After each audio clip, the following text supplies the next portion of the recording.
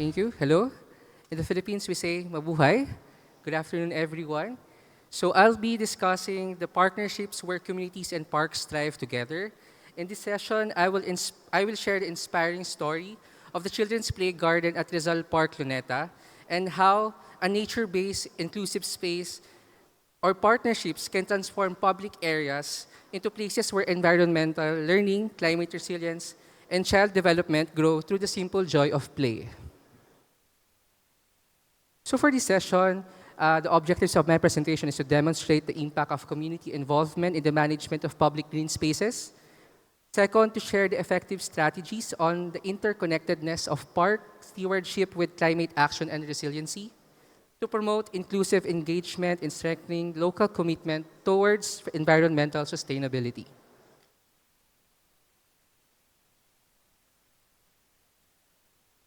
So the National Parks Development Committee is a national government agency in the Philippines attached to the Department of Tourism, mandated to manage the largest national urban park in the Philippines, the Rizal Park Luneta, and the historical site, the Paco Park. We envision to be the lead agency that will provide fully developed and well-maintained parks for the Filipino wholesome recreation. So for the Filipinos, the outdoors isn't just a place, it's a playground for the soul and a path back to nature. So urban parks are not just simply a mere physical location. It's a safe space where people can process their emotions, release distress from the busy cities, and improve one's well-being and be one with the nature. So the children's playground of Rizal Park Luneta is a popular 1.14-hectare open space in Rizal Park Luneta. It has been one of the most popular corners of the park, as it has an average record of park visitors averaging from 25,000 visitors monthly. Most of the visitors are children. However, in 2020, it was closed due to the transfer of the land ownership to another government agency. Due to the implementation of the Burnham Plan of the National Museum of the Philippines, the Burnham Plan is an urban plan developed by David Burnham in 1905 that reflects or that is patterned with the Paris, Naples, and Venice. However, the implementation of the Burnham Plan was not successful as it was deferred by the World War II. So for the post-pandemic, during the 2022, the park survey results revealed that the people or the Filipino people have clamored for the development of another similar space for the children's playground. So what if Rizal Park Luneta had a safe and creative space to play based on nature? So this was the question that triggered the partnership in developing a safe space within the parks that cater to the needs of the community and the environment. So the Children's Play Garden is started through a partnership. We call partnerships as PARKnerships. So in February 2022, Ms. Aina Valencia reached out to NPDC with a vision to engage children in civic activities through outdoor art, creative play learning, and urban gardening within Rizal Park, Luneta. So Children's Play Garden is Manila's natural playscape. It's a play garden planted with 100% native tree species within the Philippines. It serves as a learning facility to educate the Filipino children on national identity and heritage through green space and the environment.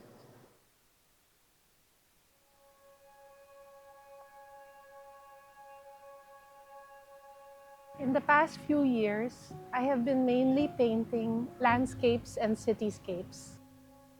The paintings are aspirational, a reimagining of what living in a city can be if we gave importance to nature. The paintings are a response to our urban reality, where people have adapted to living with an extreme lack of public green open space. Metro Manila is one of the most dense places in the world, and there are few natural spaces to take refuge in, to be amongst trees. As I painted, the desire to build an actual garden, especially for the young, grew, and the idea of the Children's Play Garden was born. The process of engaging with public and private groups for this project makes this truly a bayanihan effort. I realized that artists can bring people together for civic projects that benefit our local communities. We planted some 30 Philippine native and endemic trees. These ecological treasures need our collective attention to be recognized and continuously planted in every space still available. Our native trees are in constant threat of depletion from deforestation and in part due to invasive foreign tree species that have found their way into our parks and remaining forests. I hope that the children who visit here will learn about how our native Philippine trees are integral to our health and to our environment. Planting native trees rehumanizes our cities, enriches biodiversity, and strengthens our national spirit and identity. What I learned is that art is ever expansive. It can cross lines from the gallery and museum spaces into the public realm, where artists can collaborate with others to solve our most pressing urban problems today. Planting a garden is not only an artistic gesture, but a recognition of our place and role in balancing our ecological habitat while there is still time.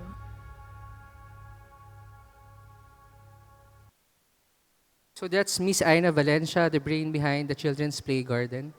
So the Children's Play Garden has an estimated cost of 1.5 million Filipino peso, with the elements of having a play equipment that is made of recycled plastic. Aside from being a playscape, it's also a natural playscape since it has planted with 100% native trees, with properly labeled from its scientific name to its family name. So it has served as a facility for the children to learn more about the national trees, the native trees, that would improve for the national importance of national heritage through green spaces. So here's the current status of the Children's Play Garden. The planted trees were already matured, and it also features play equipment that, again, as mentioned, made of recycled plastic. So the greens beyond the storm. So as we all know, the Philippines is very vulnerable to climate change as we are visited by typhoons frequently in a year, around 20 typhoons each year. And the National Capital Region is the most vulnerable. And while it is the most vulnerable, we have 803 parks in the average size of 0.62 hectares that cover with an average tree cover of 27.55%. And Rizal Park Luneta is the largest urban park in the Philippines with 36 hectares. So native, strong, sustainable. So in numbers, the Rizal Park Luneta has 2,315 native trees and palms. We have 46.83% of our tree species are native. And the most dominant species planted in Rizal Park Luneta is Nara. It's our national tree in the Philippines. It's really important, in the Philippines, it's really important that we promote the planting of native species as the native species are very adaptive to the climates of the country. Like, for example, for the Philippines. For the tree nurturing activities, the tree planting activity has been the most popular environmental activity in our country. And land scarcity, especially in the metro, has been a significant challenge to the tree planting activities as the lack of available space limits the areas where new trees can be planted. The sustainability of tree planting activities has, for 5 years, has an average of 56% and an average of 44% mortality on the average.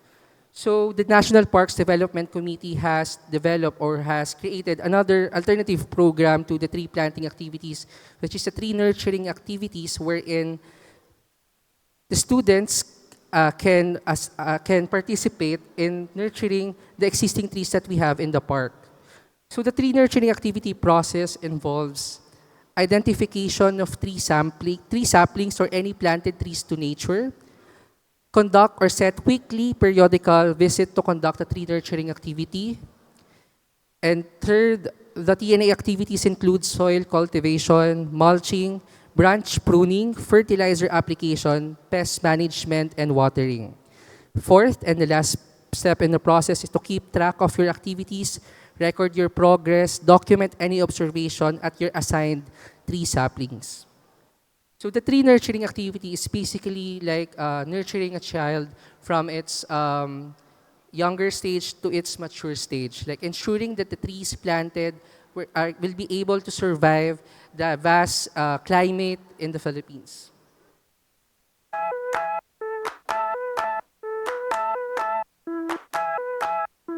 Tree nurturing activity is a continuous process where we care for planted trees to ensure their growth and maturity. It involves activities like proper planting techniques, watering systems, and protecting the trees from pests, diseases, and damages. Native trees are important because they serve as a habitat for diverse plants and animals. They also provide water security as a base resource with watersheds. They mitigate greenhouse emissions and provide natural resources that sustain life.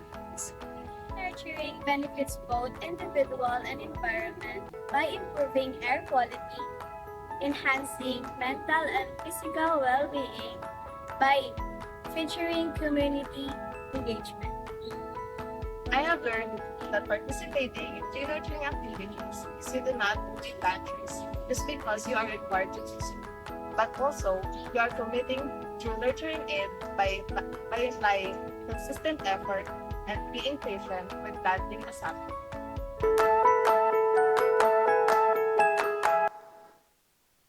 So the video that you saw is the students that have participated in our tree nurturing activities.